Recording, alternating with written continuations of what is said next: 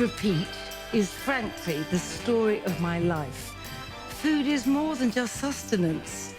It brings such joy, and it has the power to make a real difference every single day.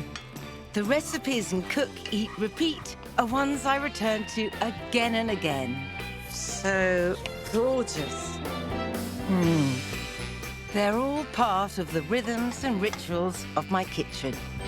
Food to brighten up even the darkest day and luxuriate in my favorite ingredients. This is bowl food at its best. In dishes that just say home to me.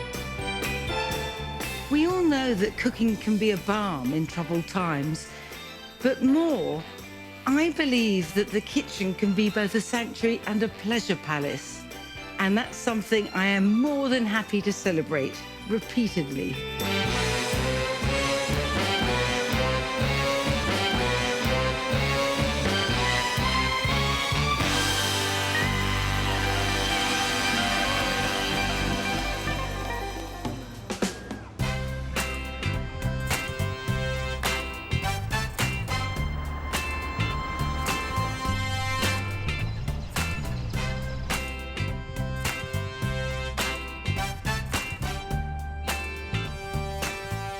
A recipe is a curious entity because it has to be anchored in practicality. I mean, of course it does.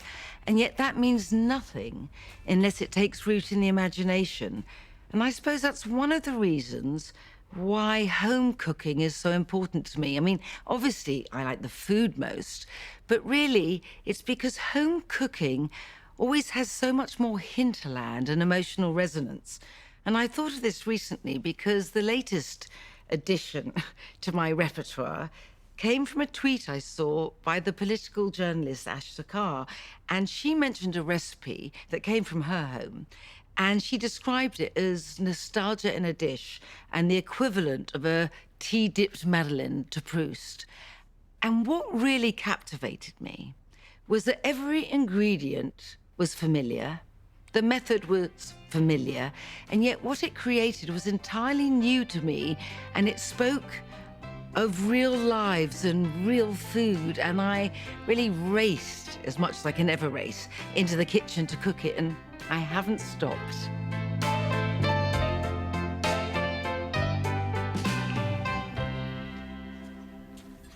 I start this recipe with the onions in my right hand, and I end with the onions in my left.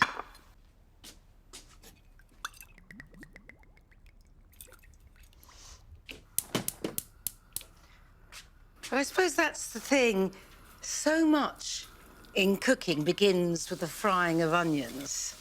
It's one of the essential rhythms of the kitchen, because cooking isn't a big performance. It is simply a series of small, repeated tasks that weave their way through the days.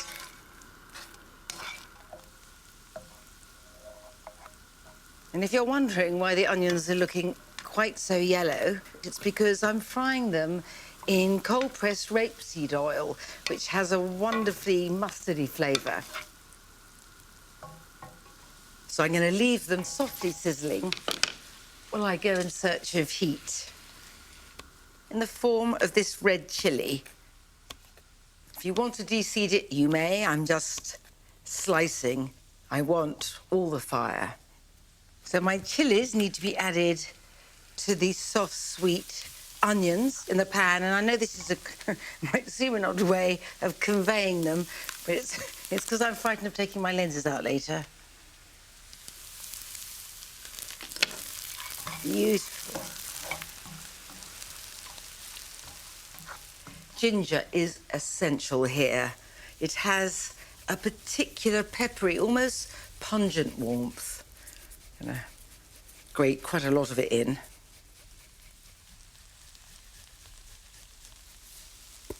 Oh, and garlic, of course. Another form of heat. So familiar, so necessary.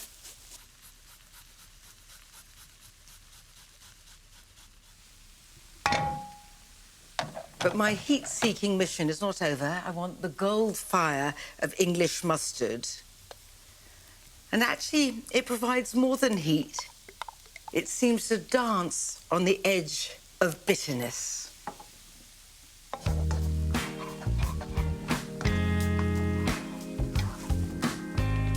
Now I'm off to the green corner, first for spinach, and this just needs to wilt in a pan. Then lime. Sourness is essential in cooking. It brings brightness and lets the deeper flavours rumble through. And salt, of course.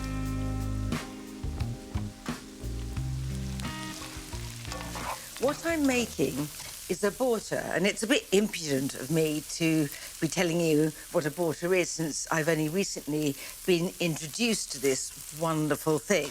But essentially, it's a dish from the Indian subcontinent, and its chief and defining feature is that it contains a mashed component. And I have just such a component in the oven, ready to be mashed. But this is a fish finger borta. Now, I've had these fish fingers in the oven for longer than it says on the packet, because I want to get them really crisp on the outside. I'm going to start my mashing. Oh, it's a promising sound, isn't it?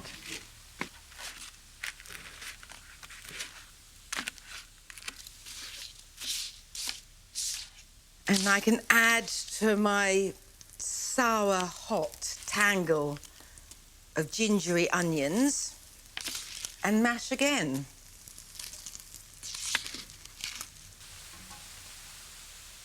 Whatever you do, don't go for those luxy, chunky fish fingers, because then you'll have too much of the fish and not enough of the breadcrumbs. And I want a lot of the breadcrumbs.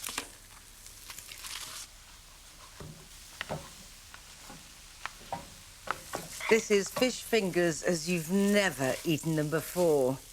And I say that as someone who adores a fish finger sandwich.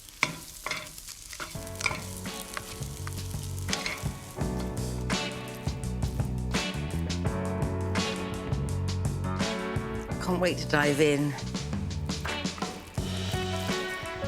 Soft, crunchy, spicy. I want to give it a good carpeting of coriander. And this is something I brought to the party. Pink pickled onions. I've just been steeping some half moons of red onion in vinegar for a while. And this is everything I want out of supper every day, any day.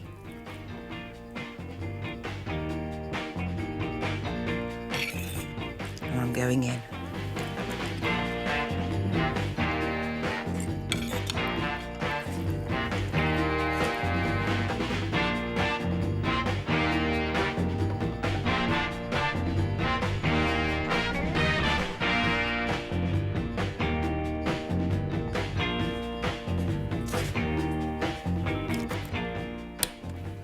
Just stepping in here fills me with deep joy and a calm contentment. But right now, I'm after the bracing comfort of chilies, and in particular, this Korean Gochujang paste. This is fabulous stuff. A brick red chili paste, which is made with fermented soybeans and glutinous rice too. And what this delivers is such complexity of flavour. I mean, obviously heat, but also a sort of salty sweetness and such depth. It's a real friend in the kitchen. I add it to so many things. I mean, meat sauces, marinades, mayonnaise, and those are just the M's. But what I want it for now are my wide noodles with lamb shank in aromatic broth. And this is such a special recipe for me, a true lockdown life enhancer. And whenever I eat it, which is often, I am instantly invigorated and at the same time suffused with shoulder-lowering serenity.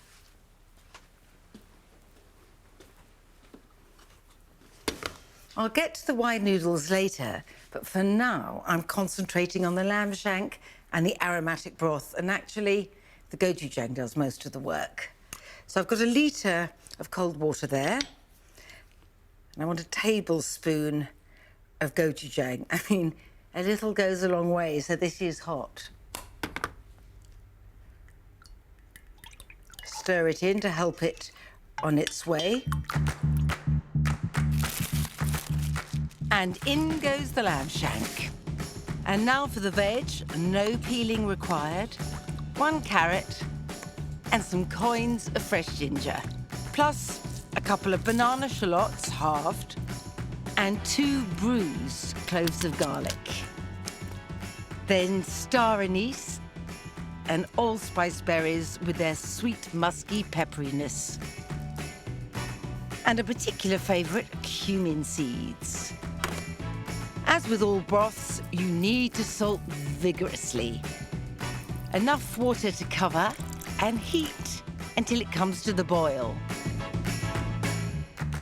Then clamp on the lid and cook in a 150 centigrade oven, that's 130 with the fan on, for 2.5 hours. I take the tender meat off the bone and strain the broth over it before letting it cool. And to allow the flavours to deepen and mellow, I leave to chill in the fridge overnight.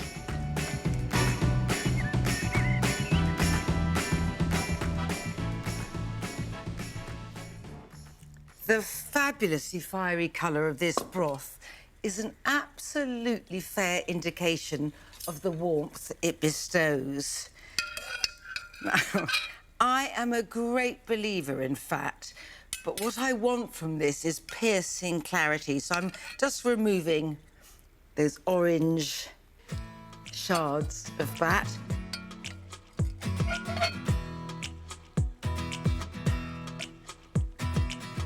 That was strangely satisfying. And now, the lamb.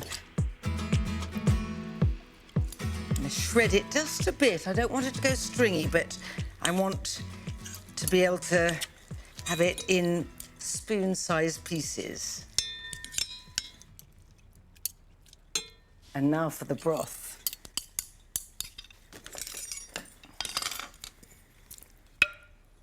Ooh, look at that. It's got the slight quiver of jelly in it.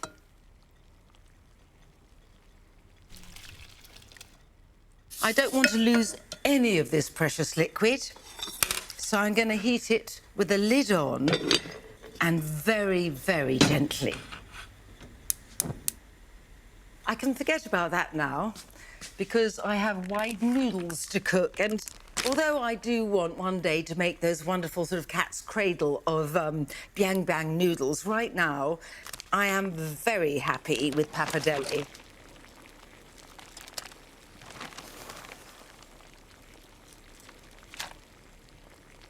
In with the aromatic broth, I want not only the softness of the lamb, the robust tangle of the pasta, but the crunchy leafiness of cabbage. What nice chunky strips. And I just cook the cabbage in the pasta pan when the pappardelle are almost ready. Little stir.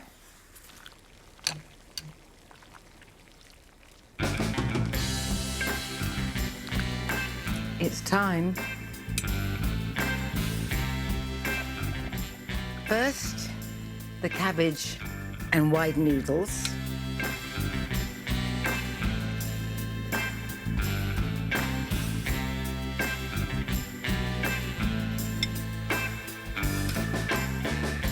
Lamb, ready for succulent spoonfuls.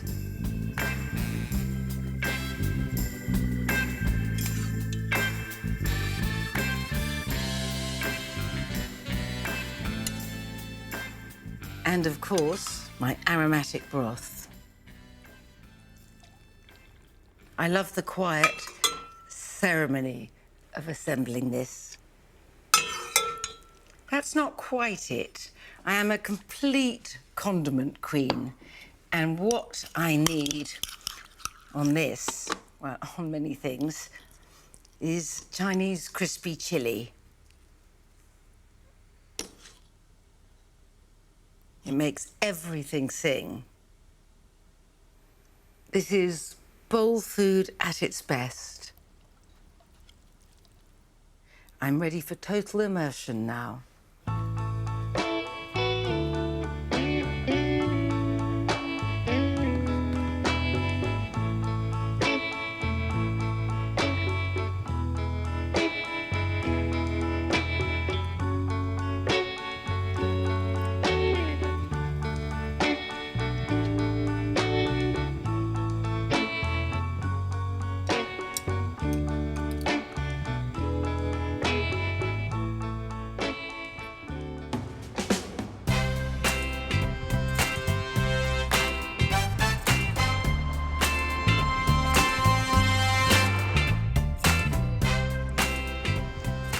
There are times when only chocolate will do. But as someone who can very happily get through a 250-gram bar a night, I feel emphatic that if you're going to cook with chocolate rather than just eat it straight, you really have to bring something extra to it. And I'm thrilled to say that I've got a luscious pudding for you that does just that.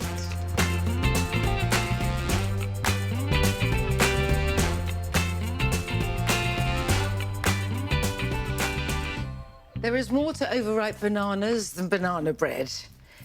And these specimens are destined for my chocolate tahini pudding cake to be eaten warm and squidgy and dolloped with cream. Yeah, they really are on their last legs. Excellent.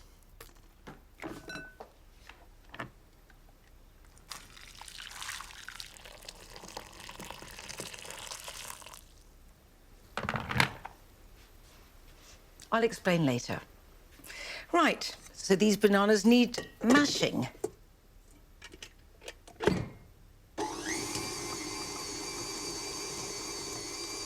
Won't take long.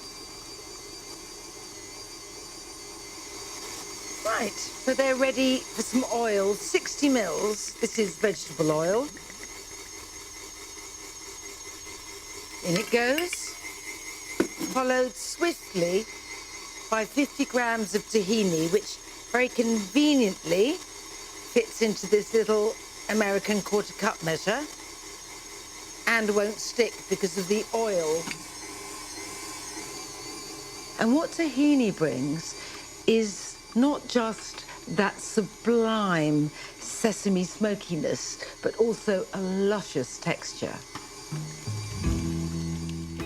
Also using this little measure, 50 grams of full-fat Greek yogurt. And I need a teaspoon of vanilla. Now sugars, 50 grams of caster sugar and 50 grams too of soft dark brown sugar with all its gorgeous treacliness. 1 large egg and beat till smooth.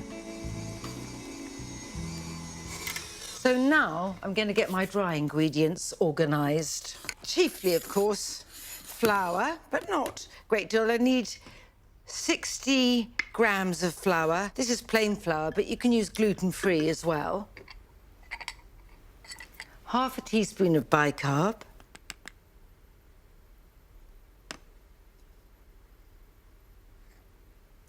Quarter of a teaspoon of fine sea salt. And I promised you chocolate, and here it is in its first manifestation, 25 grams of cocoa. Just want to fork everything together before I add the contents of this bowl to this beautiful buff-coloured batter, which will, of course, suddenly become a wonderful, deep, reddy brown.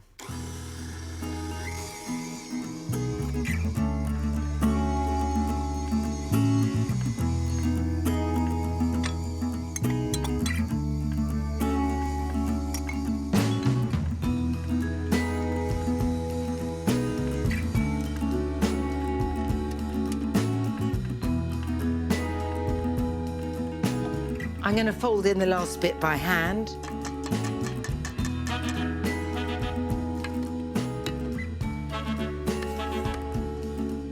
And I have more chocolate to add in the form of 100 grams of dark chocolate chips.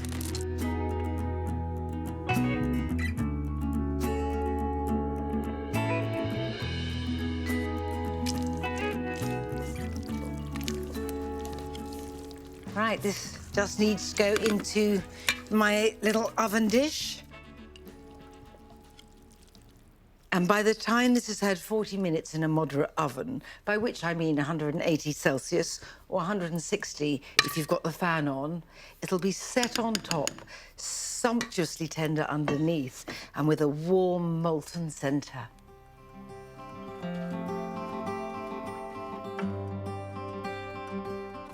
Look at that little beauty. And underneath that soft crust, you can see in the cracks there, it's dark and puddingy and melting. And no, I'm not going in. I've burnt my mouth on this so often that I'm going to let it stand there while I get on with the tahini cream. I've got 125 mils of double cream. And to that, I'm adding 2 teaspoons of tahini. I took the cream out of the fridge some time ago because I find that helps it thicken fast, although tahini often makes it thicken faster anyway, so it should be just a few little stirs. And it is exactly the right texture. Well, I can hold myself away from it no longer.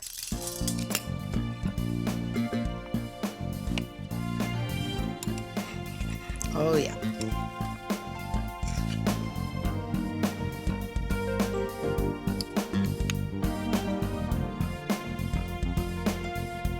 A dollop or two of this softly whipped tahini cream. And a real treat, date molasses, like sticky toffee pudding in a bottle. So gorgeous.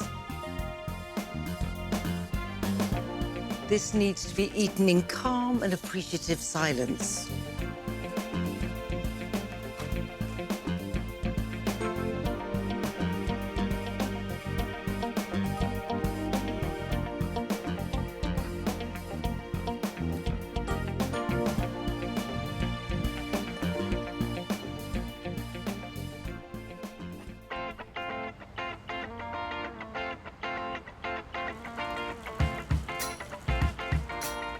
As for those banana skins I saved earlier, they're to be transformed into my banana skin and cauliflower curry. I start by making the paste. First, a couple of banana shallots and 4 fat cloves of garlic. Some fresh ginger and the stalks from a small bunch of coriander. I shall use the leaves later. For fire, a fresh red chilli. Then the warmth of cinnamon and turmeric. And then blitz patiently until it obligingly transforms into a vibrantly coloured mush. And then fry it fragrantly.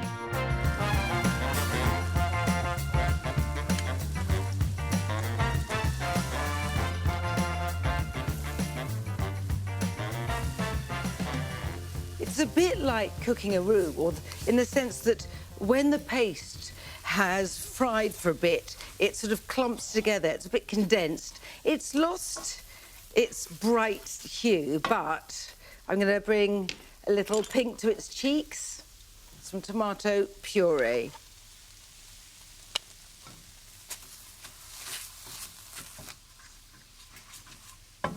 And on top of the curry paste, I can add some coconut milk, not light, I beg you. I mean, the garlic and the ginger and the small amount of chilli, so wonderful with the sweetness of coconut milk.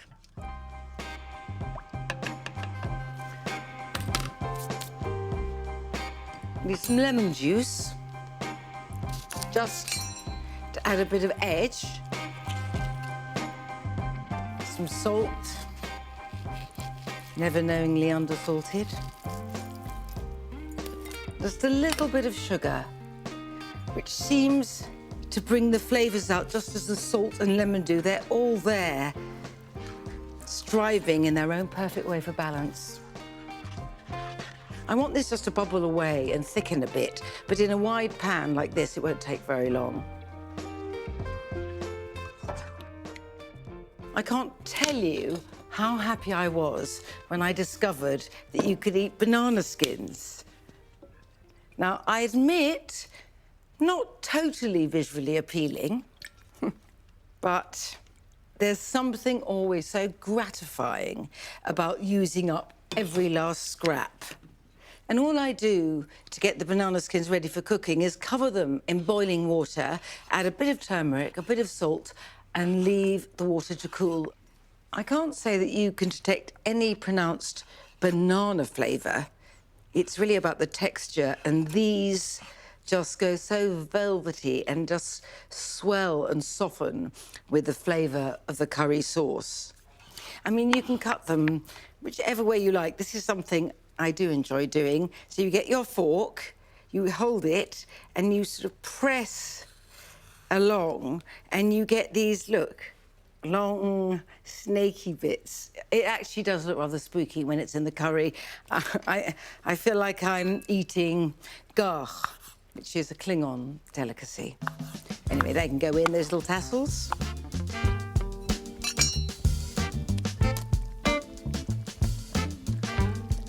You see, once the bits of banana peel are cooked, they do look like aubergine skins. And in fact, when I've given this to people to eat, they have assumed, even after they've eaten, that that was aubergine.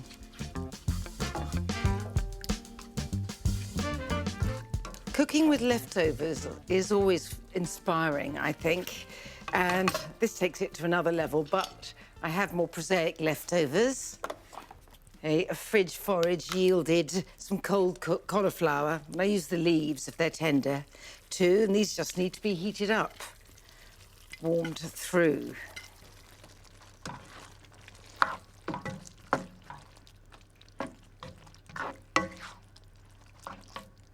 Right.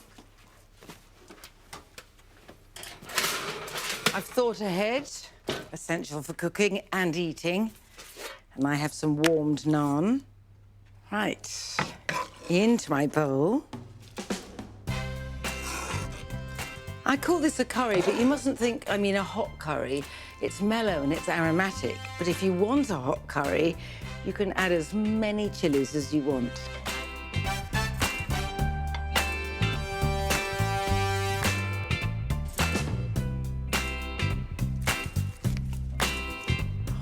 Perfect stove-side supper. This is what cooking is all about.